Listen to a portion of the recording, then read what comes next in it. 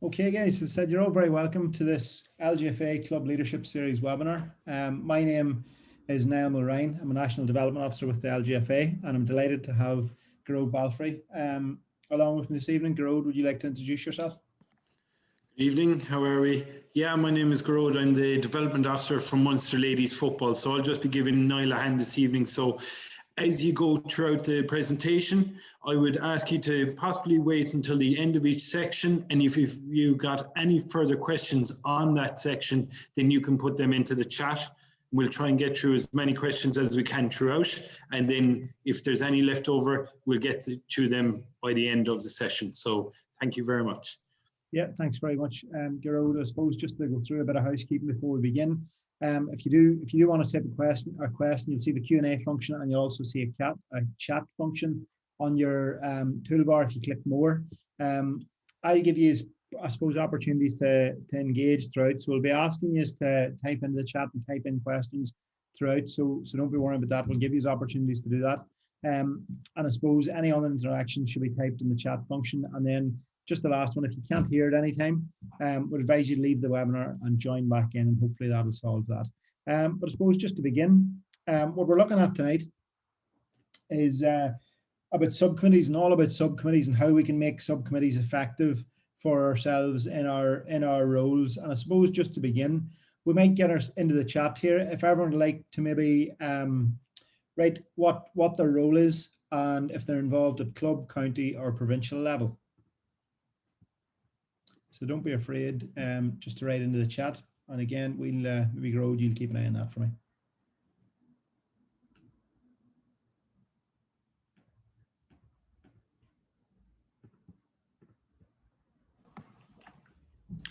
We've a club PRO, Leinster President, Club Assistant Secretary, Children's Officer, GA is linked to Men's Senior Club as well, and County Under 14, Club Chairperson.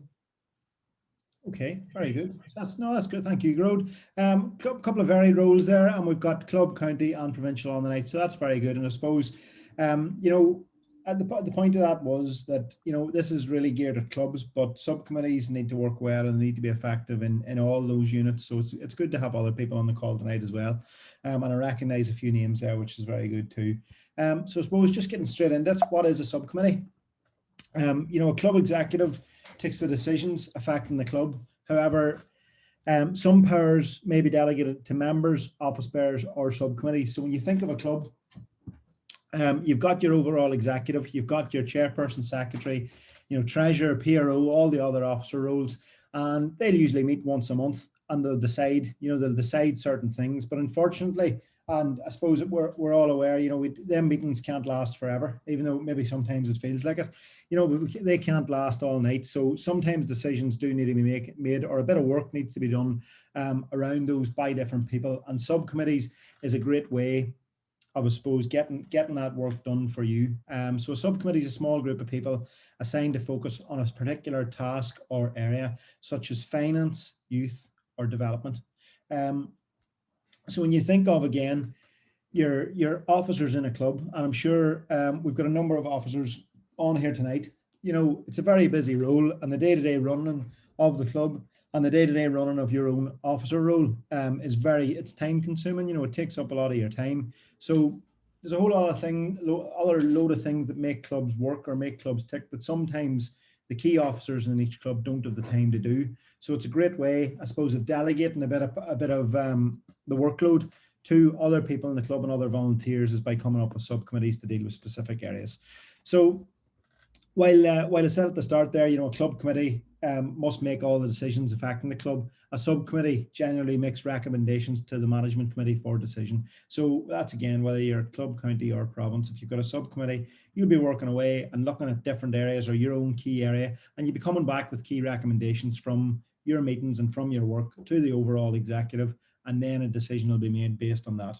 I suppose, subcommittees of the club executive, they're subcommittees of the club executive with key areas of the club's activities. So as we said there, the big one you think about is fundraising, youth development, things like that there. So they look at key areas the club's activities rather than, I suppose, dealing with everything. The composition, including the size of each subcommittee, is dictated by the workload and by the expertise required in each group. So again, you could have a coaching subgroup in your club, or a coaching subcommittee, and you might want to include all your coaches in that.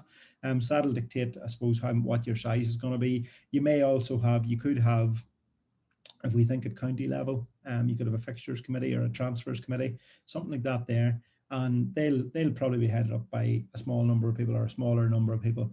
And like the big thing and the key with this is that you're not just picking a certain type of person to make up your subgroups. So these subgroups, these subcommittees, should be formed from a cross section of club members, just so you get everyone's point of view, or all the different points of view. When you think yourself, if you stack your subcommittees with the same kind of people, or the same people of the same age, or people, they may all have the same views, and it mightn't be good at times, but it might work at other times. But I suppose the key is getting a rounded view. And I suppose we've said in there as well, you might have people with particular skills that don't have time to get involved in your committee, and they're key to being involved in the subcommittee as well. In terms of why would you have a subcommittee, or why have a subcommittee, it's again, big thing is to break down the workload of the club into bite-sized chunks. So when you think, again, I'm sure I'm preaching to the choir tonight when we have everyone on the call tonight's probably an officer in their own right. It's a lot of work, as I said at the start. There's a lot of, it's time consuming. There's a lot in it. And we take, I know our first, the first one back in the chat tonight was the club PRO, and that was Rosemary. And when you think of all the different things you have to do as a PRO, when you think of your traditional media, your club notes, your website, your social media, all the different things, going to games, getting match reports, all these kinds of things, it's a lot for one person, and it's probably too much for one person. That's why I suppose a PR subgroup or a PR subcommittee would come in really handy there, because it break down all that work and give, I suppose, small chunks to different people that could be involved in it. So that's one example of I suppose why you have a subcommittee. The other one then is to represent and involve and serve members. So when we said there at the start about getting a cross section of your committee to serve, or your members to serve on subcommittees, I suppose it could be generalizing here a wee bit, but you normally think when it comes to AGM time, it's usually the same people, year in, year out. And it's great to have them, putting their hands up to take on the hard roles and the big tasks within a club.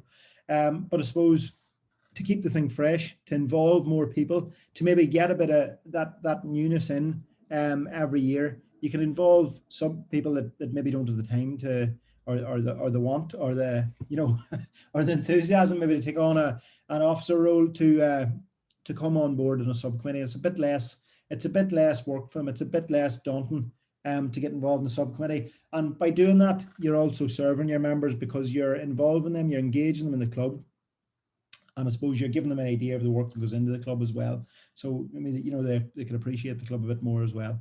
And the last thing there, I've put it down, it's a training ground for future leaders of the club. So I know we have Trina on tonight, who's the president of Leinster, and I'm sure Trina has served on a number of subcommittees in her time, and it gives you all great experience. And I know myself, having been involved in my club for a number of years at this stage, being involved in subcommittees, it gives you that bit of experience of being involved in the club, and it might make taking on an officer role a bit less daunting if you've been involved in a subcommittee for a while. And as I say there at the end, it provides the future leaders of your club, because it's very difficult when you imagine someone coming in to take over as chairperson or secretary or PRO or treasurer. It's very difficult for them to do that if they have no experience of involvement in the run of the club before, if they have no experience in involvement with the committee before, or in a committee structure. So by bringing people in to subcommittees and maybe making them chairpersons of subcommittees or leaders of subcommittees, you can figure out who could be the next chairperson, the next secretary, the next PRO from that as well. So those are some of the reasons why you have a subcommittee. I suppose just a couple more things than that. Subcommittees, when they operate correctly as well, they allow volunteers with certain skills or interests to work on topics which best suit them. And I suppose that's a difficult one as well, because as I said earlier, usually when it comes to AGM time, it's the people that are there year in, year out, and I suppose putting the shoulder to the wheel, to put up their hands, to take on roles. And sometimes I suppose they might, well, someone might make a great secretary, they mightn't be a great treasurer, or well, they might make a great PRO, they mightn't be a great chairperson, and it's all about what suits people best. And I suppose how you find that out is to get people involved on a smaller level, or in a less involved way, and that could be with subcommittees, and you can figure out who has what skills. And just because someone maybe has done a role on your committee, if they've taken on an officer role and maybe they're stepping down from that, a subcommittee can be a great way to keep them involved, because you don't want to lose a good person either. So having them on a subcommittee that suits their skills. So if they were the PRO, that they could come on to the PR subcommittee, or if they were in the treasurer and they want to step down, well, maybe they could have a slightly reduced role, on the finance and fundraising committee and things like that there. They also avoid the need for club officers with little involvement in certain tasks, being involved in roles which are not relevant to them. So again, I suppose, like, I'm well aware, like in my own club, when I think, I was involved in the fundraising committee, I was involved in the coaching committee. There was also a development committee for facilities, and I had no real interest in that, so didn't have to be involved in it, didn't have to know what was going on, just knew they were working away, and they could report back at each club executive meeting. The same with people who are involved in maybe the fundraising committee with myself, but they'd no interest in coaching, so they didn't know, they didn't need, it wasn't relevant what the coaching subcommittee was discussing, and didn't need, supposed to be discussed on such a micro level at executive meetings. So that subcommittee could work away and bring back, I suppose, the key points each month. And the last one then, I suppose, the subcommittees don't tell committees, the executive committee, what to do. And that's really, really important, because sometimes I suppose what you can see with subcommittees is sometimes they can be way off doing their own thing and nearly working independently from the executive committee of the club, and that's not what you want at all. So it's just worth remembering that subcommittees don't tell the executive what to do, but they seek approval of the executive, and I suppose, like, everything they do is coming back to the executive and for approval, and I suppose to be voted on if necessary then as well. In terms of, I suppose, the functions of a subcommittee then as well, we've sort of said at the start there, in order for a club to work, or in order for all the work to be taken care of, clubs should carefully consider their subcommittee needs and their remit. So what I mean by that is, when you're thinking of what subcommittees to implement within a club, you'd want to write down, well, what exactly do we do? What exactly needs done on a daily basis, on a monthly basis, on a weekly basis, on a yearly basis in some cases, because it might be this subcommittee only meets a number of times a year, and figure out what exactly needs taken care of, what jobs need done. Do you need a match day committee? And they're going to be operating, I suppose, 7 or 8 times a year when you're hosting, big games, or you've league games or things like that there. You've adult games on that you might need people to help out, to steward or car park duties, things like that there. And their remit, I suppose, is very simple. They're going to be, I suppose, parking cars on match days, but they're on the match day subcommittee, or they're going to get the grounds ready for games, or they're going to put the flags out, things like that there. Usually in a club, 4 to 5 subcommittees are grand. You don't really need too many subcommittees either, because I suppose you're creating cul-de-sacs of work for people too. And I think the big thing should be that the chair of each subcommittee should sit as a member of the executive committee, reporting back on a monthly basis to update on progress and issues needing attention. So when you think again of a finance and fundraising committee, well, your chairperson is the obvious person to be your treasurer is the obvious person to be a chairperson on that group. If you have maybe your PR, your PRO would be the obvious person to be the chair of that group to report back to the executive. If you think of a coaching or development, your club development officer or your coaching officer would be the perfect person for that. And it's important, then the last point there, it's important that the subcommittee fully understands its remit and duplication across subcommittees is avoided. So we'll get into that in a couple of minutes, I suppose, but like, that is important to remember, that you know, subcommittees need to know, I suppose, where their remit starts and what their duties are, what they're there for. So they're not doing what maybe another subcommittee or what some officers doing, or they're not doubling up on the work that's been done already in the club. So that's one thing to just to remember as well. In terms of, we'll get out of that. I might have give the answer away there, but I suppose in the chat there, if you could maybe write into the chat what kind of subcommittees are operating in your club, or what kind of subcommittees would you like to see in your club, or what kind of subcommittees do you think are needed in a club? And I know we have, I suppose, county and provincial level there as well. You can write in as well.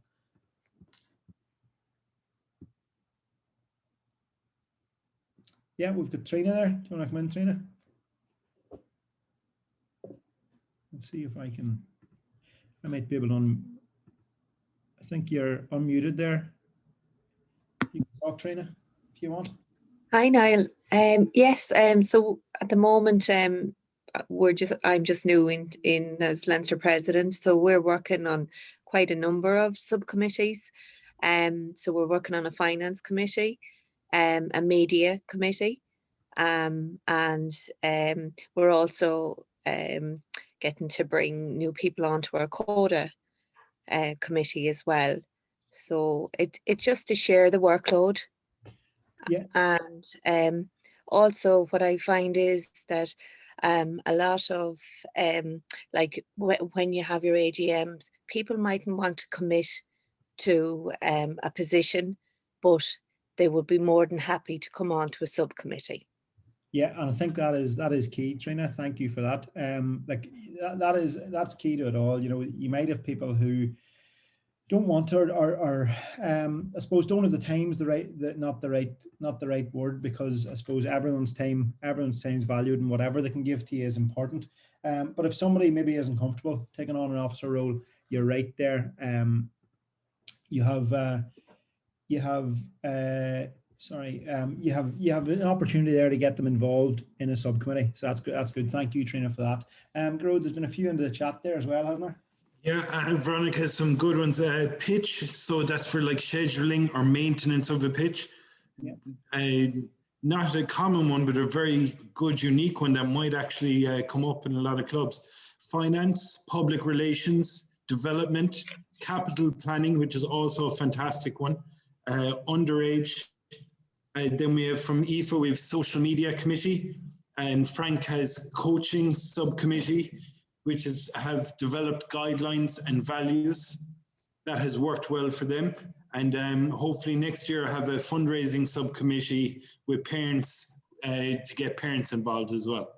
Okay, yeah, couple of great ones there. Anything else coming in? Newly set up this year, Niall, to share the load, but hopefully development and CODA fundraising. Okay, thank you, Orla. And that's, I'm assuming, Orla, that's then, I suppose, a county level if you're getting into the CODA side of things. So that's great as well, guys.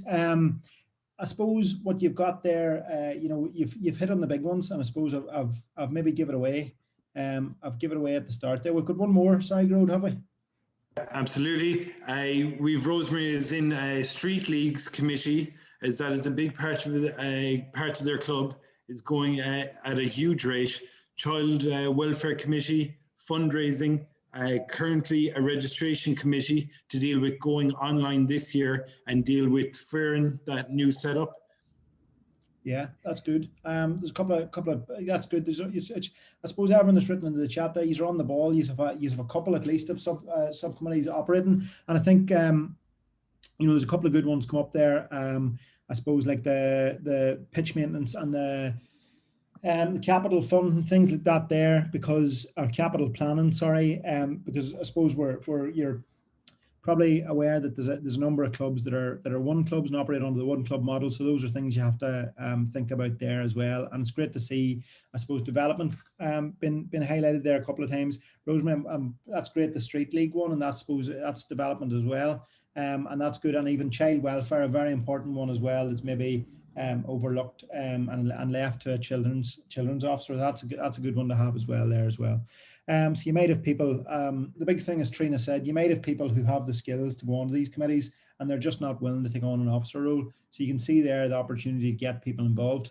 And I suppose in terms of ourselves, the LGFA and Gaelic games in general. These are the subcommittees that we really say, you know, you could have in your club. And there's other ones that come under it, like we've got fundraising. I think that's come up a couple of times. Development, which that could be, you know, development of your people, of your coaches, of your players. So coaching could come under that remit as well. But it also could be development. I think as someone said there, just who was it in the chat? It was Veronica said it there. You know, it could be capital planning, it could be facilities planning, things like that there, even, you know, pitch maintenance and things like that there, and grounds and things like that. You know, it could be that. So that could come under development. You've got a youth one there. So again, that could be youth coaching. It could be, like Rosemary said, the street leagues, things like that there. So that could all come all under youth. Health and well-being is becoming, I suppose, a major part of our club now. And it's and I suppose with the different programs we run, like the likes of Gaelic for Mothers and others, that I suppose comes under a health and well-being heading. You know, it's a program, I suppose, to get people active and get people back in. I know in terms of the GA alongside the, you know, the Healthy Clubs initiative, which ourselves and Camogie are involved in there as well, and we've got a number of clubs that are involved in that. So they would have a health and well-being committee to oversee what's operating there. One thing, and I've lumped them, I suppose, in together here, is social, cultural, and language. And social, you know, that could be the PR side of things. It could be social media. It could be updating and keeping people, I suppose, abreast of the developments in our club. And then culture and language is always one we forget about, but it's very important too. And then, as we said there, planning for the future. And that doesn't necessarily mean what are we going to build. That could be a committee set up, you know, or subcommittee set up to figure out where we're going to be in the next 5 years, or where are we going to be in the next 3 years. So those are not recommended, but I suppose those are the most common ones that you would have in clubs. Garo, do you have any other thoughts on that, or would you see any other ones on your travels around clubs or from talking to clubs?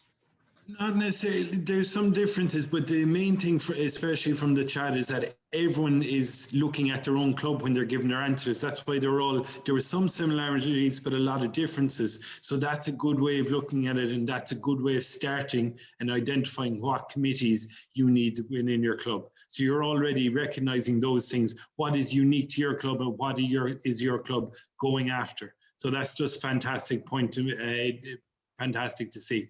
Yeah, thank you. I suppose over the next couple of slides, we're going to look at how to make your subcommittees effective, and I suppose that was the point of the night. And then we'll probably finish up just looking very briefly at the opposite side of things, and how subcommittees can, you know, work against you, or what are the pitfalls of having subcommittees in your club, and just to be aware of those as well. But I suppose to have an effective subcommittee, I suppose when we sat down to think about this, there's really four key things you need to get right to have your subcommittees working effectively. And number one is having a clear written purpose. Number two, effective communication. And I suppose that stands for everything, not just your subcommittees. To have a good club, you need good communication, or an effective club, you know, or a productive club, you need, and especially on committees, but everything in your club, you need effective communication. Thoughtfully appointed members, and I suppose that's the best way I could think of saying it. Thoughtfully appointed members, that you're actually thinking about who would be the right people to be involved, rather than just lump everyone into subcommittees there. And then four, and it's probably the most important, they need to be action orientated, and they need to be accountable. So I suppose just to start off, you know, just like committees, each subcommittee should have a terms of reference that outline its purpose, why and how it was formed, how the members of the subcommittee are selected, how the subcommittee works, how it recommends initiatives to the board, to the executive, and how frequently its needs is reviewed, and how often it meets. So I know that might sound a bit maybe high level for what we're doing in our clubs for subcommittees that might meet once or twice a year, but it is a really useful wee exercise to do, or a useful thing to have, is to have it written down. Here's what this subcommittee is for. So if it's for PR, this subcommittee is here to ensure that, you know, the club is reflected well by the wider community through its I suppose through its social media, through its traditional media. And why and how it was formed is because the job's a lot for one person. You know, and I'm sure Rosemary's on here tonight is our club hero. I'm sure you're doing it very well, Rosemary, but it is, I suppose it is a big job. How the members of the subcommittee are selected, I suppose you're looking for people to come forward. And how it works then would be, you know, your PRO meets with the subcommittee, decides what needs to be done for the month ahead, and then the work's divided out from there. And then you could think of just taking that example again, recommending things to the executive. Could be that you're recommending you using a new platform. If you're using Facebook, not Twitter or Instagram, you could recommend that the club goes down that route. If you're doing a newsletter or weekly notes or monthly notes, things like that there, that you recommend changes in them, how the website operates, things like that there that I suppose need to be, or it's good to bring to a vote to the executive so everyone knows what you're at and knows what you're doing. How frequently its need is reviewed. So I suppose like that one there, you know, probably every year, you'd need to just sit down and go, yeah, do we still need this committee? Yes, we do. So it'll keep operating. But you might have other committees, like if you've got, I know we had Veronica there with planning and capital planning. So you might have a specific idea in mind, and it's going to take 2 years or it's going to take 3 years. So you'd review, I suppose, its need for those until the capital project is finished. And then you would say, right, do we still need this committee? Or is there a new plan, or is there a new project, or is there a new something we need to do? And you could think when you're in terms of development committee or planning for the future committee, once you've come up with your plan, do you still need the committee, and do you still need to work on, or does its remit need to change? Does its purpose need to change? So you need to review these things as well. And then finally, how often it meets. So I suppose just a wee example of that. I was involved in a fundraising subcommittee 2 years ago at this stage, and we formed in the January, and we had a big event coming up in November. So we actually met once a month for the first 3 months. We met once every 2 weeks after that till about 2 months or month and a half before the event, and then we met every week. So that was just set down, I suppose, at the start. So anyone coming on board in the subcommittee knew what they were getting themselves into from the very start. In terms of reference, I suppose it sets out the parameters which with the authority is delegated to subcommittees, and specifies how the group is accountable. So again, you'd be specifying in a terms of reference what exactly the group's there for, what decisions they can make, what they need to bring back to the full executive, to the full club executive for discussion and to be voted on. You know, are they there to make recommendations? Are they there to make decisions? They should be there to make recommendations. So just setting that all out in paper, who they're accountable to. So we take fundraising again, you know, they're accountable to the treasurer or the chairperson or whoever it may be.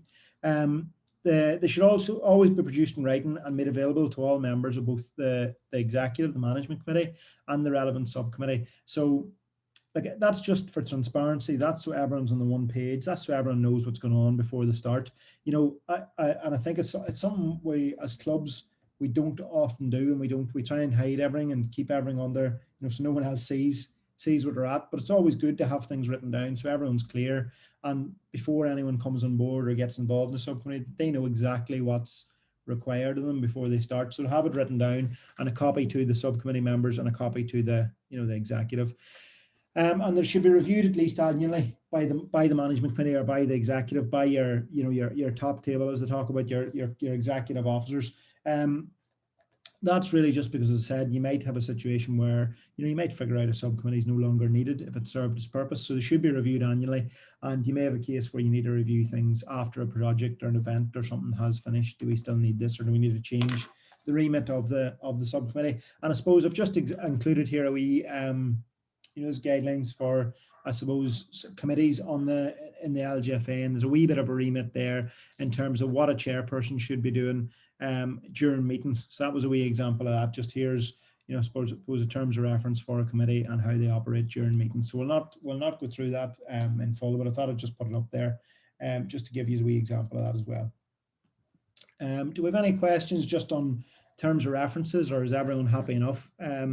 don't be afraid. Don't be afraid to write in. We might give you 30 seconds there. And just Gerald, maybe in the meantime, do you have anything you'd like to add on the need, I suppose, the importance of having terms of reference, or the importance of letting everyone know exactly what they should be doing?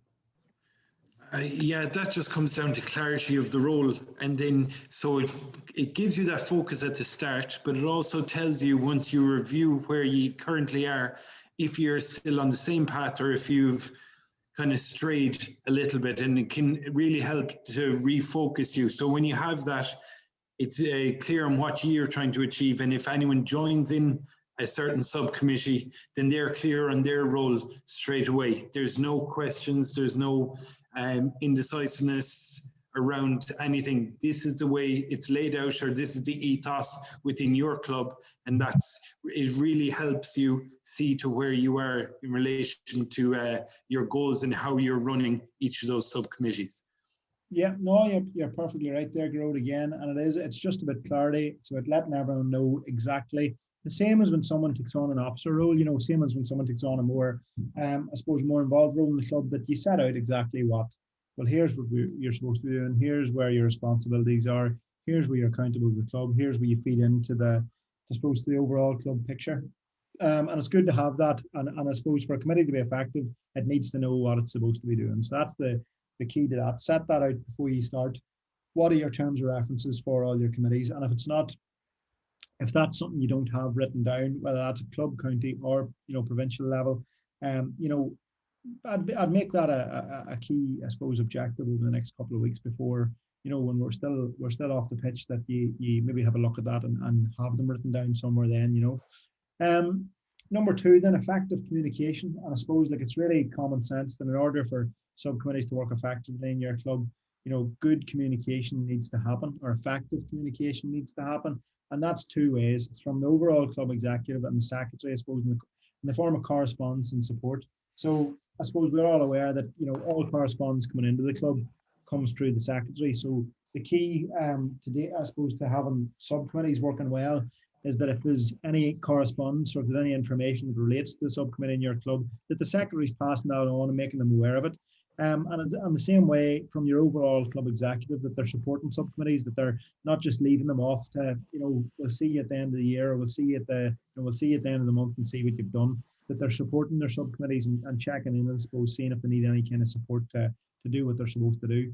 And from the subcommittee then to the club executive and members, there needs to be good and effective communication through updates or reports to monthly meetings or the club AGM. So you should be, I suppose, it's about that two-way communication, making sure that that you're not, I suppose, operating in a silo, and that once a subcommittee's formed, that it's not going, we'll see you at the end of the year and we'll tell you what we did. That you're keeping people up to date with what's going on, and the club's still keeping a link with you, that you're not operating independently. Gerard, I don't know if you have any thoughts on that one.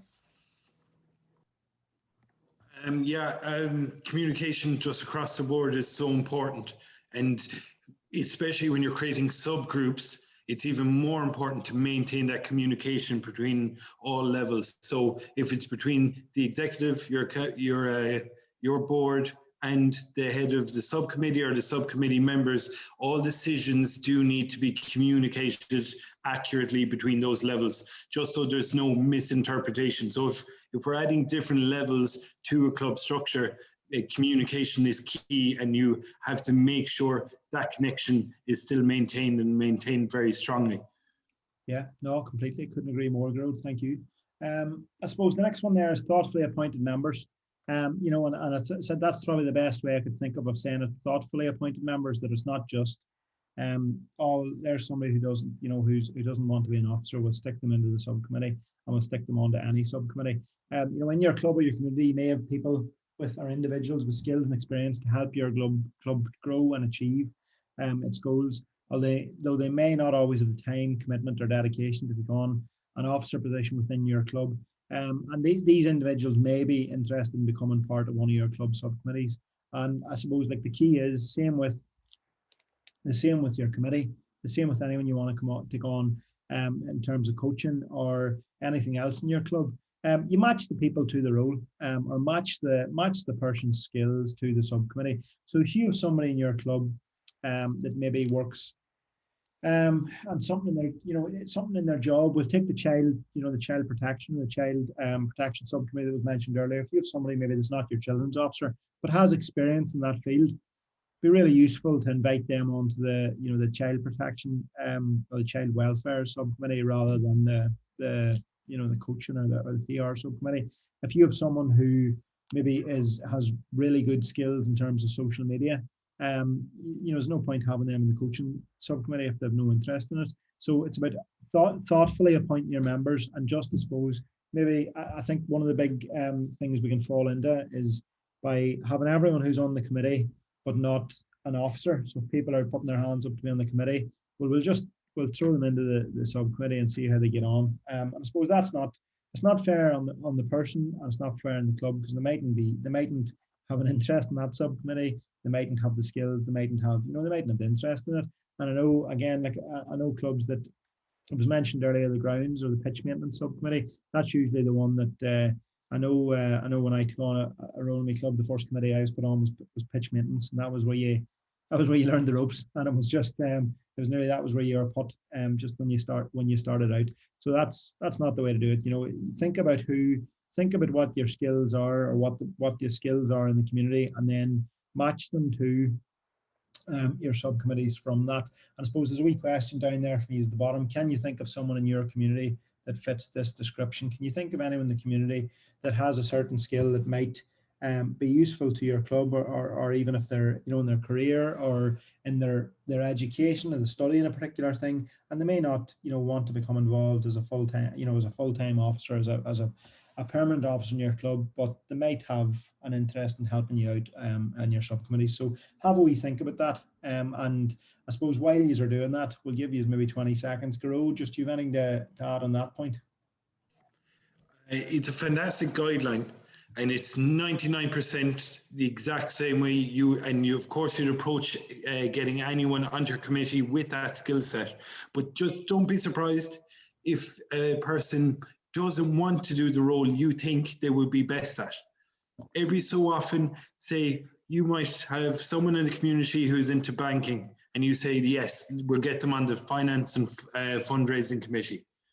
But that person whose daughter may be involved in a club may not want to do anything related to what they do in their job every day. So don't be surprised with that, and don't kind of be shocked. Just find another role within the club that they will be able to help out. That does happen. So just find out within volunteers what's motivating them. So don't pigeonhole them if they don't feel like they want to go into that position. Some people get involved in clubs for an escape from their normal work life. So that could also be happening. So just be open to those things as if they do occur. Yeah, and that's a great point there, Garrod. You might have people that don't want to do the thing they do on a regular basis, and it's about, as you said, Garrod, finding out what their skills are, finding what their interests are, and finding out, I suppose, what their reason for wanting to become involved in, and then I suppose matching them to whatever best fits. I suppose the big point of this is not just firing anyone on any subcommittee, and they may have no interest or no skill or no experience in the role, and then I suppose you're in for bother. But if you find someone who's an interest in a particular role as well, that'll be the place to put them. So good point there, Garrod. In terms of just the people that are on your subcommittee, then you're going to have a head of each subcommittee, or a chairperson of each subcommittee, and ideally your chairperson should be a member of the club executive. So we mentioned that earlier. If it's finance and fundraising, well, it makes sense that your treasurer heads that up. If it's PR, it makes sense that your PRO heads that up. If it's coaching and games, it makes sense that your coaching officer, your development officer heads that up. And you want, I suppose, people with proven leadership and people skills are more important, because you want they're heading up a wee sub team. If you think of it, they're going to have people that they're going to try and get working with them. So it's really important that they have those people skills and the leadership skills to be able to, I suppose, inspire people to do a bit of work for the club as well. Not necessarily the technical expert, but ideally, I suppose, to some level of knowledge about the function of the subcommittee. So again, like Garrod said, you might have someone who is involved in finance in their job, but they mightn't want to be involved in the finance subcommittee. But I suppose the big thing is you don't want somebody who has absolutely no experience involved or leading that subcommittee either. So it's not necessary, but it'd be a good advantage if that they had some level of function or some level of knowledge of the function of the subcommittee, and like most importantly there, works well with others, because it is about a committee. It's about your team off the pitch as well as on the pitch, and you want people that are going to work together. I suppose in terms of then members of your subcommittee, like everyone's volunteers, and that's right across the board. Like Roads, a volunteer when he goes back to his own club. I'm a volunteer in my own club. So match the needs of the subcommittee to the skills and interests of the members. Like as Gerard said there, they have to be interested, they have to want to be involved. And then as well, they should have the skills to be able to help you out as well. Communicate expectations up front. So let people know, again, by terms of reference, exactly how much time is needed to be involved in this. What's the expectation? What are you hoping to achieve? Let them know that, communicate that, be really clear about that from the start. Give people clarity about whether they want to be involved or not. The number of people involved, I suppose, depends on the amount and the nature of the subcommittee's work. If it is, if it's for a fundraising event, you might find that maybe 4 or 5 people working really hard might be better than 10 or 12 people that are, that have all a load of ideas, and you might find maybe, not a lot gets done because there's a lot of discussion. Or you could have a coaching subcommittee where you have 10 or 12 people who are all your coaches in your club, and they're all working together and they're all talking and communicating about what they're doing. So I suppose it depends on the workload, and it depends on the nature of the work as well. Like I suppose when you think of your PR committee or your that kind of stuff, you could have somebody that's gonna inform the newspapers or send in the club notes into the newspapers. You could have somebody that's going to update the website, somebody maybe that looks after social media. You could split, if you have a number of different platforms, you could have somebody looking Facebook, somebody for Twitter, somebody for Instagram. It's really up to yourself, and that's depending on what you're putting out there as well. And I suppose, like, to reiterate that, it's a valuable tool for developing and testing new leadership in your club, and also like it cultivates a deeper commitment to the club as well, because people are by becoming involved in subcommittees, they're getting a wee bit of ownership of the club, and they're engaging in the club, and they're actually making a difference in the club, and they're making decisions, or they're discussing things that's going to have an effect in the club. So they're having that deeper connection into the club as well. So a couple of wee things to remember about the makeup of your subcommittees as well. The last point, I suppose, then is just a bit action orientated and being accountable. And like in terms of being action orientated, each subcommittee should have a purpose as outlined by their terms of reference. For it to be effective, it should be continuously referring back to its purpose and setting actions to achieve that between meetings or as the year goes on. So when you think of like a practical one of that, like if we have a committee that's there maybe to oversee planning for the future, if they're there to come up with a 3-year plan or a 1-year plan or a 2, whatever it is, they need to be referring back. If they're away doing work that's not, if they're meeting up and they're discussing things that's nothing to do with that, they're not really being effective, they're not being action oriented. So if they have plans to produce, or take your fundraising committee, if they have plans to have 3 fundraisers by the middle of the year, by July, that they're actually on task with that, and that they're actually, they're set out how exactly they're going to do that. So it's really, I suppose being action oriented is a great thing there as well. And being accountable, for a subcommittee to be effective, it should always work within its remit of its terms of reference, and also within the remit of the club. So I think you said it there, that subcommittees aren't working independently, that they're not off doing things, and nobody in the club knows what's going on and knows what's happening, or nobody knows what exactly has been done by a subcommittee. So all subcommittees should be accountable to the overall executive, the club executive, your I suppose your executive officer and your executive committee, and like that your subcommittee's there, it's doing the work in the background, but if there's a decision needs to be made that's going to affect the club, that's been taken back and discussed with, I suppose, at monthly meetings, or it's discussed, and the decisions taken then. Really, really important. Do you have anything to add on those points, Gerard?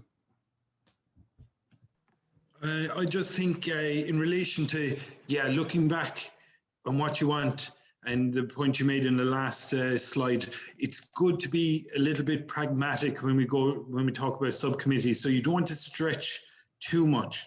and put in too many committees in place. So either it becomes harder to manage, it's a larger workload, more areas of communication are coming in, it's hard to focus on all areas. So be pragmatic, look for the areas you want to go after and create groups there. Because other than that, you might be providing or setting up unnecessary work, and you want work to be done well, a smaller amount of work done well instead of half doing much more. So be pragmatic in that respect, and realize, look at your club, what you want to go after. Yeah, a couple of great points there, Gerard, again. For the next couple of slides, and this will be the last section of this tonight's presentation, we're going to look, I suppose, at the pitfalls or what can go wrong. And I suppose sometimes subcommittees don't work, and sometimes they don't. Sometimes you might have a great idea for a subcommittee, and it might fall flat in its face for whatever reason.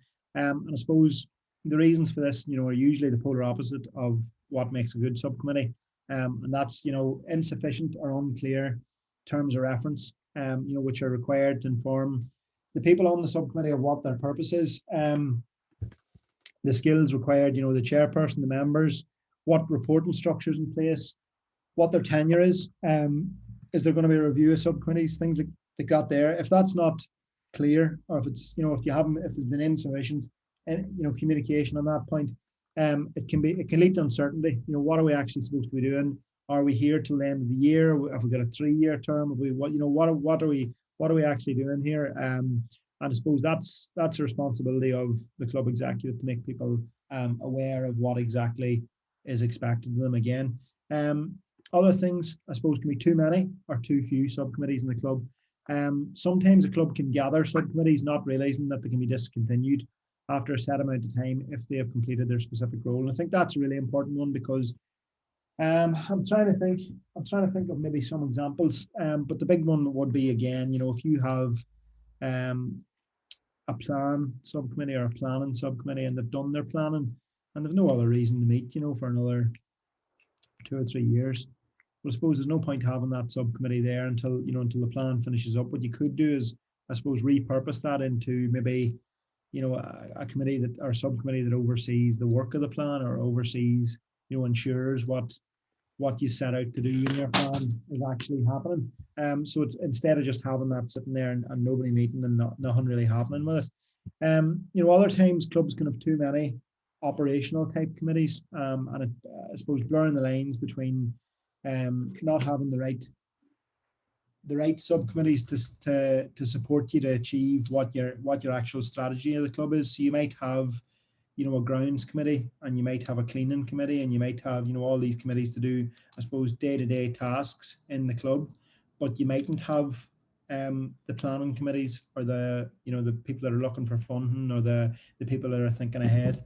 So it's really it's important to have the right number, and that the ones that you do have, that they're useful and they're operating and they're working together, because if they're not working, they're as well disbanded. I suppose members been placed in too many subcommittees, or been placed on subcommittees for which they do not have suitable expertise. Like I mentioned at the start, the grounds committee was just where everyone that was left over was just onto the grounds committee with you. So like, people know, I suppose, when we talk about it with our volunteer recruitment retention webinars, that people want to feel valued. They want to be given a job that they feel that they're adding value to the club. So if you have a club member, and maybe they're brilliant, maybe they're the next, maybe they're going to be the next leader of your club, but you can burn them out as well by having them in every subcommittee and have them meeting 3 times a week and doing 7 different things for you. So it's important to remember that as well. And then inadequate or I suppose unsophisticated reporting by subcommittees to the executive in particular, in relation to understand their purpose and the goal and what actions are expected of them. So again, like, there's probably nothing worse than a subcommittee being given, this is the job we want you to do, or this is what we want to do in the next year, and then we'll see you at the AGM and we'll hear how you got on. There should be some kind of agreement in place, that we'll check in every 6 weeks, or we'll check in every 4 weeks. So you'll report to, do a report every month. And that, what I mean by a report is, give us a couple of lines every month about how you are getting on, or do you need any support, or is there anything you need help with? So that can be one of the pitfalls of a subcommittee, is that people are just left to do, go and do a job and we'll see you when you've done it. And that's not really how you should be working either. And I suppose just to round up, just to go before we go to that, do you have any other thoughts on that, about what kind of pitfalls, or what can you see there as the most glaring one in terms of pitfalls? Just in relation to the first point, in too many many roles, yeah, it's so easy to fall into that, and as you exactly explained like that, is pitfalls. And if you've got if you're doing too many roles at the one time, or you could find it, instead of turning back to find another volunteer or someone else who might suit that role better, you'll just see the person who is closest to you and ask them to do another job, or sit on that committee, or have another role within your club.